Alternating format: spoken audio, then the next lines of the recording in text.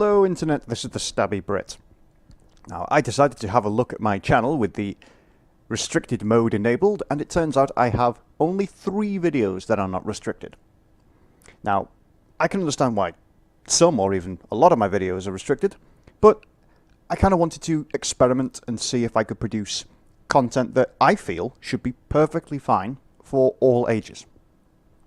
And so, if this video is restricted, that will be a signal to me and to others that YouTube is up to something it shouldn't be.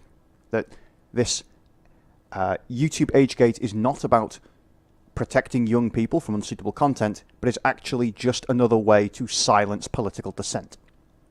So, here we go, and hopefully we will get some young people watching this.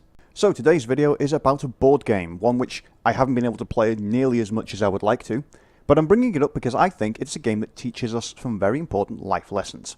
And that game is Diplomacy.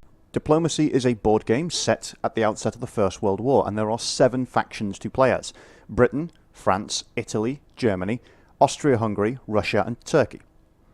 Now, the object of the game, as is usual in this kind of game, is to conquer Europe. How you do this, however, is interesting because all forces in diplomacy are equal.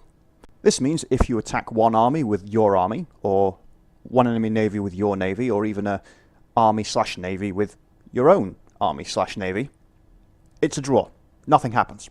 The only way to win is to attack and reinforce the attacker, and the defender can likewise reinforce their defending army. But you can also reinforce other people's armies, and this is where diplomacy gets interesting. Diplomacy revolves around the idea that you have to work together with other players in order to progress. However, only one person can win. Now, occasionally you'll play and people will agree that an alliance of 2 or more players can win, but generally speaking, the goal is for one person to win. This means that you are going to be helping people who you must ultimately betray. Now, there are 3 important things to keep in mind here. The first is that you can discuss anything you like with any other player. The second is that these discussions can be public or they can be private. And the third thing is you are under no obligation to keep your word. This means that a good game of diplomacy is full of people who are constantly trying to feign strength where they are weak, to feign conflict where they are in fact colluding, and to feign collusion where there is in fact conflict.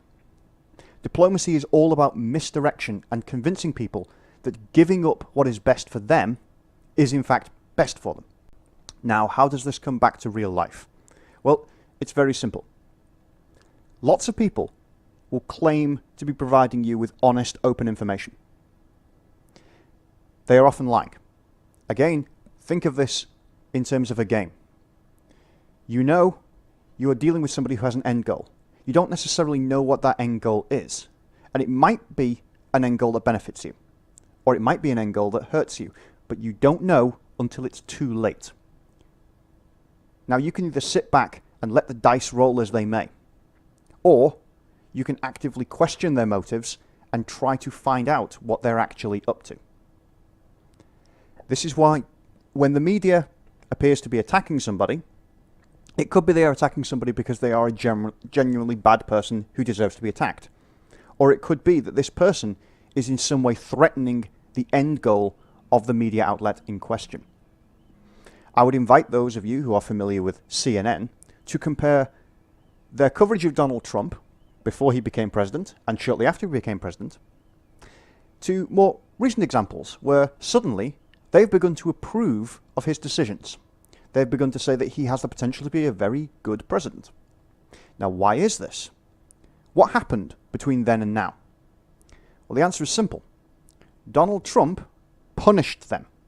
He took something away from them. He took away preferential access to the most powerful man in the world. These people attacked him, lost, and suffered.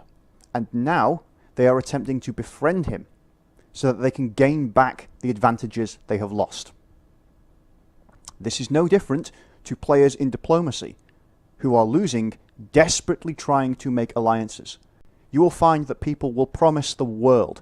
They will offer you whatever you want on the sole condition that they can keep that one last army and then somehow claw it back, somehow take something away from another player and return to the game more powerful than ever, just so they can stab you in the back later. Now, all of this is probably going to sound like I'm saying you shouldn't trust anybody. Of course, I'm not going to go that far. But trust is earned, not given. By all means, be skeptical of people. Don't necessarily assume that the reasons they give you are the reasons that motivate them. But try not to go through life assuming that everybody has a knife behind their back, because that's not a good way to live. And seriously, play diplomacy. It's a really good way to get to know people, and it's a really good way to get to know how your mind works. You will often find that people who are too trusting lose at diplomacy. But conversely, people who gain a reputation as being backstabbers and unreliable, they lose too. Because once you realize that you can't trust somebody under any circumstances, well, you don't get far in life without friends. Anyway, short and sweet video, I hope. I hope it's been informative. If you've enjoyed it, please like, subscribe, and share. And it will be interesting to see what YouTube thinks in terms of appropriateness of this video. I may do another content like this where I try and crouch into a more controversial topic, perhaps. I know I've been very skirting around the edges, but this is a bit of an experiment. You know, we've got to try new things. We've got to test the waters. So, who knows? We'll see what comes next. Until then, TheStabbyBrit, going back to play more Battlefield.